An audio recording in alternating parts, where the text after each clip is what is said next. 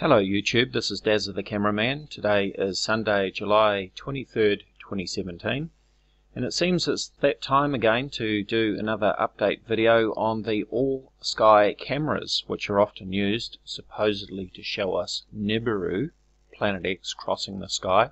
This seems to be a favourite site with the Nibiru watchers, and they go to these AllSky webcams and post these videos supposedly showing Nibiru crossing the sky.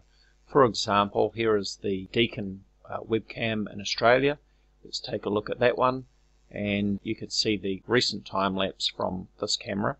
We're looking at a series of 6 images of the AllSky camera from Deacon, Australia.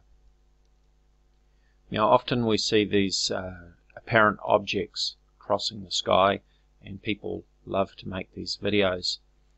Now I saw on Facebook the other night somebody had posted one of these camera images from a site in Rome and announced that Helion and Nibiru could be clearly seen crossing the sky. So we're going to take a look at that one next. So here is one of the images that was presented to me the other night on Facebook, supposedly showing Nibiru crossing the sky from west to east. Now, which is interesting because, as we know, the sun, the stars, the moon, and so on all cross the sky from east to west due to the rotation of the Earth.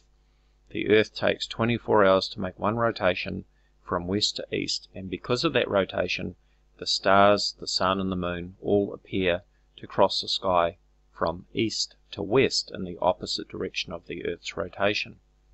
Yet here we see this object apparently crossing the sky from west to east in the opposite direction to the motion of the sun. Let me back that up. I'm going in reverse now. And going forward, you'll notice that the motion is in the opposite direction to that of the sun, which is this here, of course. So that's the first clue that what we're looking at is actually a lens flare. Now when I saw this posted, I said that I would keep an eye on this camera and would endeavour to prove that this was in fact a lens flare and not Nibiru or some other object in the sky. So I fired up my trusty sequence downloader, which captures the whole sequence continuously instead of just 6 images at a time. And I left my computer running overnight, and these are the subsequent images.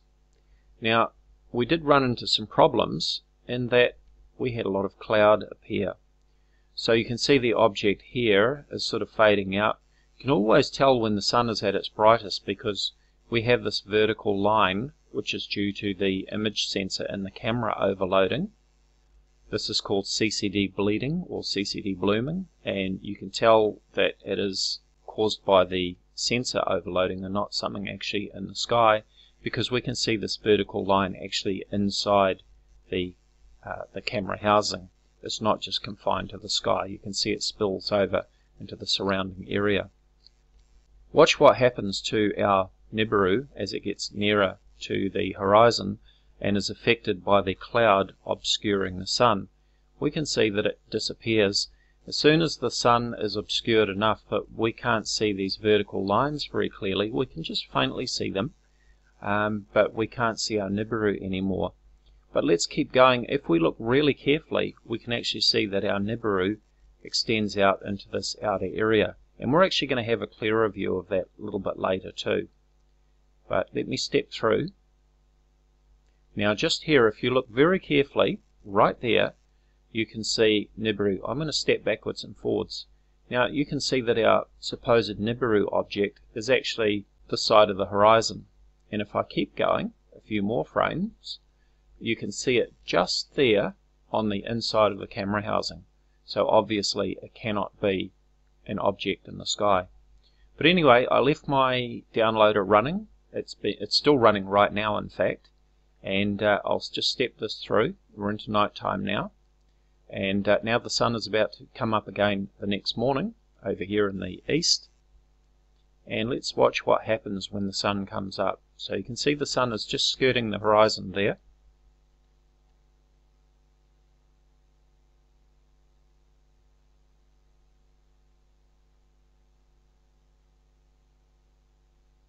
Here comes the sun. Now, while you were watching up here, I bet you didn't notice what was happening down here. Let me keep progressing the image, and you can see here is our Nibiru object in the sky again. Crossing the sky, and this is about where we picked it up from the day before. But let me run it backwards again, and you watch what happens to our Nibiru. As I'm going backwards, keep an eye on Nibiru down here, and you can see it is clearly within the camera housing. So that's when it first appears, when the sun is nice and bright above the horizon. So let's run it forward again, one more time. So we're going to complete the day's viewing, and watch what happens to Nibiru as it crosses the sky. Now when we got to this point yesterday, we were clouded out, and we lost clear sight of Nibiru. But this time we've got no cloud. Let's watch what happens. Now you can clearly see that Nibiru is inside the camera housing, which of course means it is in fact a lens flare.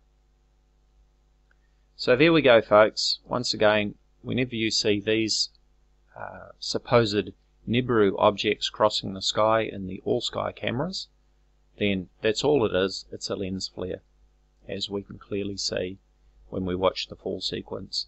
Now people like Jeff P. and Steve Olson and the other usual suspects love to post just a few images or even a single image and claim that we're seeing Nibiru. But using Sequence Downloader, we can actually capture the full sequence. Now I was going to show in this video how to use Sequence Download, but I'll upload that as a separate video so that this video is not too long. Thank you for visiting my channel. Please be sure to subscribe. For further discussion, please check out my Facebook discussion page, Voices of Reason to Explain X or Vortex. You'll find a link in the description area. If you'd like to support my work, you'll find a PayPal link on the About tab of my channel. Your support will be most appreciated. Thank you for watching.